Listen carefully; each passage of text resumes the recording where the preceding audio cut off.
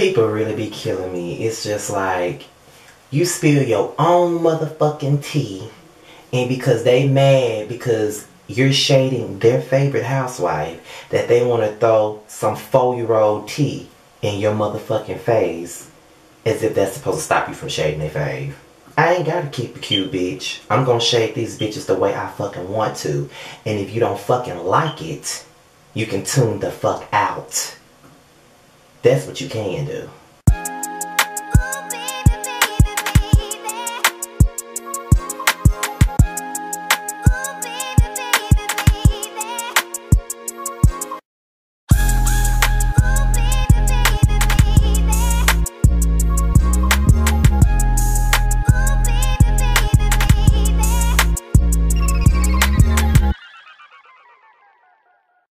What's going on, you guys? This be your boy Scotty in his Skittles tongue, and you're watching my review on Real Housewives of Atlanta Season 11, Episode 6. That's what episode we're on tonight. So, let's get it popping. So, we're going to open it up with Leon and Cynthia.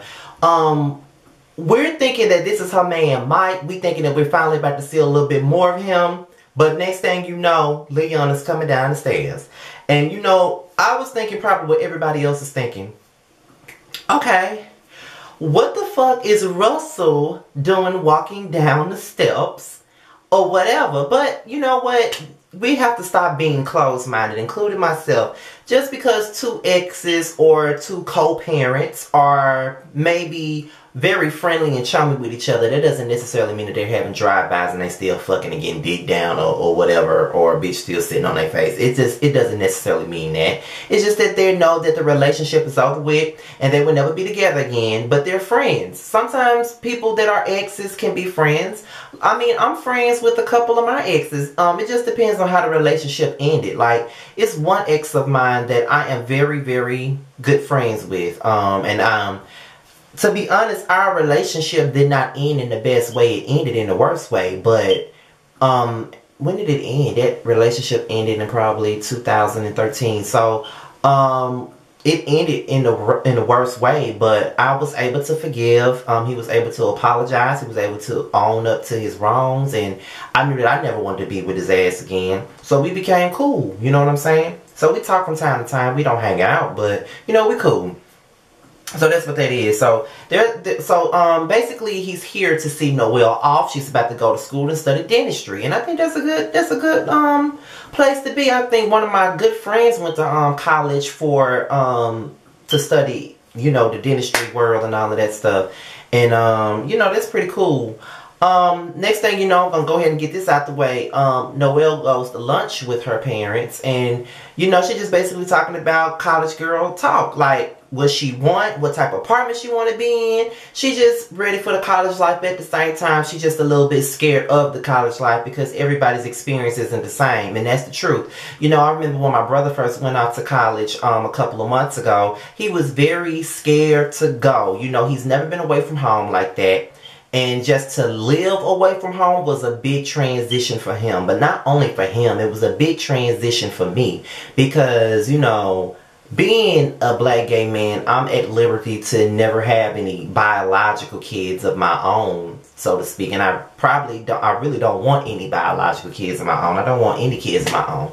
But my brother was born when I was 11 years old. I was in the 6th grade when he was born.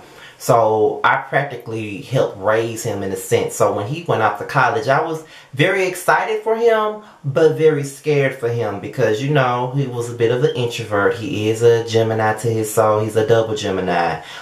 He's a Gemini sun, Gemini rising, and he has a Libra moon, okay? So he's a double Gemini altogether. But come to find out, he's having a great time in college, and I'm very happy for him. All I really wanted was for him to have a good time in college. So I think that it's going to be hard for Cynthia to let go of the umbilical cord and just let her move on because she's a parent. I know when I first left home and went off to college, it took my mama a while to get over it. You know, she cried when I first left, and she cried when my sister left and went off to college. So, you know, I think she cried when my brother went off to college. So, you know, sometimes when we all leave the nest, you know, parents feel some type of way about that, and I totally understand.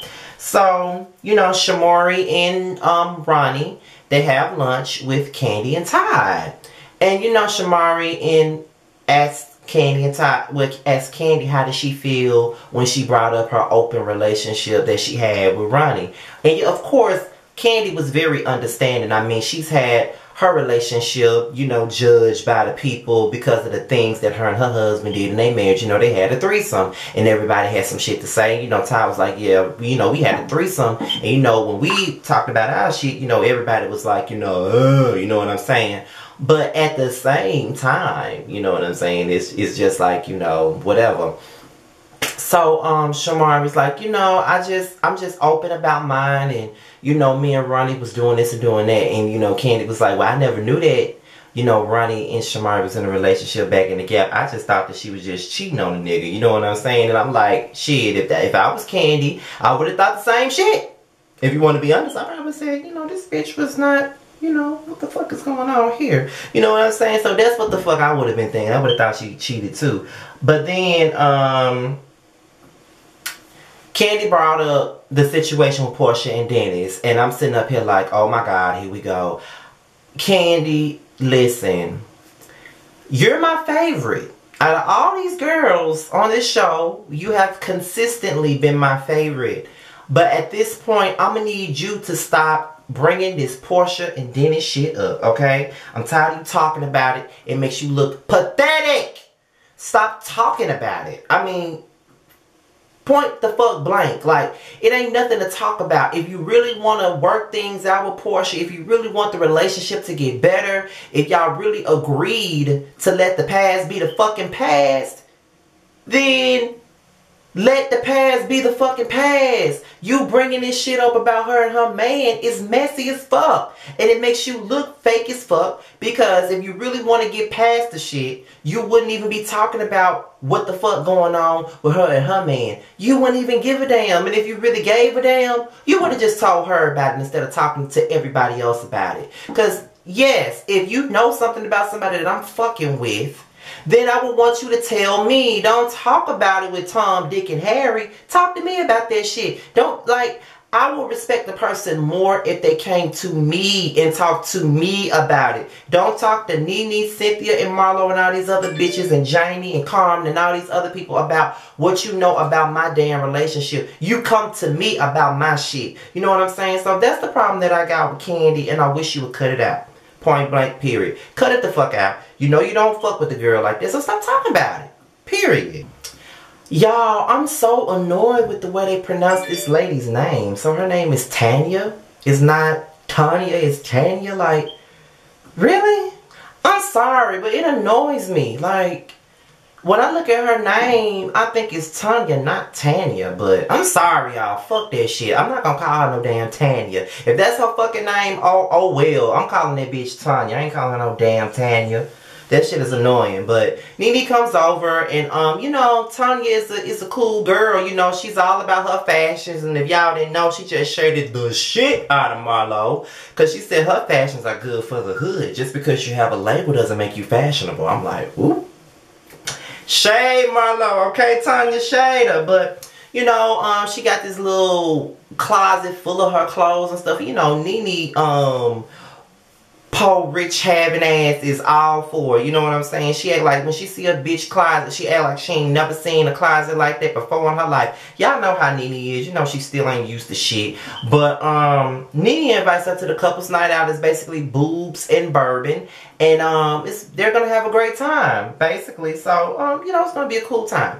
So Portia is on her way to meet with Candy, and she's on the phone with Lauren, and she's saying that, you know, the only reason why Candy is so shocked about a man buying gifts is because she's the one used to buying gifts. And I'm sitting up here like, grape juice, girl, didn't you buy Duke a bunch of gifts when you was dating him, and you had a whole damn party for him, and everybody side-eyed your ass for being cheesy? Portia, anyway, so she comes in and she meets with Candy. They sit down and they talk. And to be honest, I was on Portia's side throughout this whole conversation, because there was nothing that Candy could have said that could have made me agree with her. You were point blank out of line. Like, just like Portia said, you're the type of person who, the reason why you and Portia did not have a relationship for 2 years is because she was talking about things that she quote unquote heard. So you being that type of person that has somebody do that to you, why would you be out here talking about things that you heard? And on top of that, you weren't even talking about the things that you heard with me. You talking about the things that you heard with Carmen, with Jamie, with Nene, with Cynthia, with Marlo. You talking about it with 5 other bitches before you talk about it with me, so it looked messy as fuck. And if you're really trying to make this whole relationship and a friendship rekindle and make it back to kind of how it used to be, then you wouldn't even be doing it. Like, point blank period. Like, whether, and Candy is mighty obvious. The bitch don't give a fuck how many tattoos this nigga got. He can have a tattoo of his ex-coach from ex-football coach on his damn stomach. She wouldn't give a fuck. So obviously, all that damn cursive writing and shit on his damn body don't matter to her. It honestly don't. So let her be, and you just worry about yourself. Just let Grape Juice be where she at, and you worry about your own shit. You know what I'm saying? So if you really want to make shit work out with Portia, you shouldn't even be discussing something like that. Why do you give a fuck? God knows I don't. And I'm sick of y'all talking about each other with this shit. Okay, so it's time for the boobs and bourbon party. Now, Cynthia Mann couldn't make it, so she had to get her a friend to be her date. And everybody is sitting there at the party. And you know, Portia and Dennis come in. And, you know, automatically Candy acts like she's paranoid when she see Cherry Bomb and Dennis the Menace walk through the door. And she like, I'm surprised that he being nice. Like, do he have a couple of bitches out there waiting to beat my ass because I was out here talking about him and shit? And I'm sitting up here like, even if he did have a whole bunch of bitches out there waiting on you, Candy, you need your ass beat for running your fucking mouth. Stop discussing these motherfuckers. Honestly, like, who the fuck gives a damn? Shut up, bitch. Shut up. Shut up. Shut up. Cause you sound fucking stupid and you sound a mess, bitch. Seriously. So, they talk about how the couples meet. And Nene annoyed the fuck out of me. And I was with Candy when she said, girl, you met at the strip club and you got married six months later. The end. Like, you ain't gotta be dramatic. You ain't gotta do all that extra shit. Just say how you got married. Point blank. So, Yvonne, you know, Big Bird, is sitting at the end of the table, and I saw a couple of people say they saw her before. She looks familiar. And if you guys watch WeTV, you probably watch Bridezilla. Yvonne was on Bridezilla, and she was a hot ghetto mess. She was arguing with her sister. She put her sister at a wedding party and every goddamn thing. Her weed wasn't on point for shit. It was a horrible damn mess. That bitch was ghetto fabulous. So everything that y'all see on here, that's exactly how the fuck she is. Michelle Brown just said that Yvonne just cussed her ass out. So this ratchet shit that y'all see at that table, that ain't no front. That's who she is for real. She ain't trying to work for no peach. That's how the fuck she is. Her and Eva went to the same college, and they have the same best friend. But Eva claims that she don't know Yvonne. And Yvonne got a problem with that. And she tries to explain it. And every time somebody open up their mouth, she cusses them the fuck out and wants them to shut the fuck up. And I'm sitting there and I'm like, okay, she ghetto. She gives me love and hip hop bitch tease. She ghetto as fuck.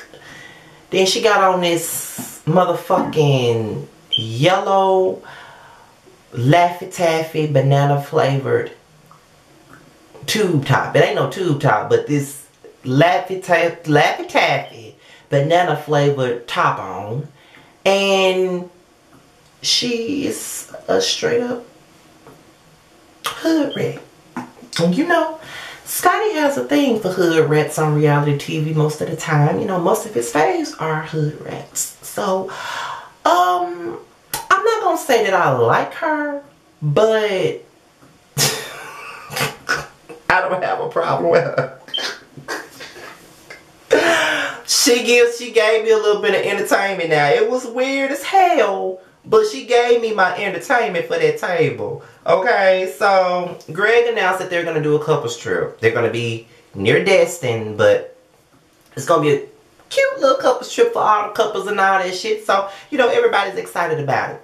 So, it's Dennis's birthday, and Portia got Dennis the Menace cook up in there slaving over the stove because she ain't gonna do it. And, you know, it's all about him. You know, she said this is going to be a positive day. We're going to have us a great time. And she gives him a little bit of gifts. So, when he opened the gift, it's like a baby shoe. And then it's like a whole little baby pant. You know what I'm saying? And then he's confused. And she say, I'm pregnant. And he was in a state of shock. He couldn't believe it. He was so shocked to the point where he shedded a bit of tears. And I'm like, oh, Dennis the Menace is crying because he's going to have him a little baby. Oh, I thought that was a sweet gesture of Portia. Like, you know, it was on his birthday. She made him feel special on his birthday. He found out that he was having a baby on his birthday. So, that was nice. That was a pretty sweet moment. Between the two of them. It really, really was. I can't take nothing from it. I ain't got nothing negative to say about that. Now, this doesn't change shit. I don't fuck with that bitch. But that was sweet. That was real sweet to do that for your man. You know what I mean? You know. But, so many words. This is my review on the Real Housewives of Atlanta. Be sure to like, rate, comment, and subscribe, and share. We can have a discussion at the bottom of the video. As long as you don't get disrespectful, of course. All my social media is at the bottom. Don't be afraid to follow me on social media.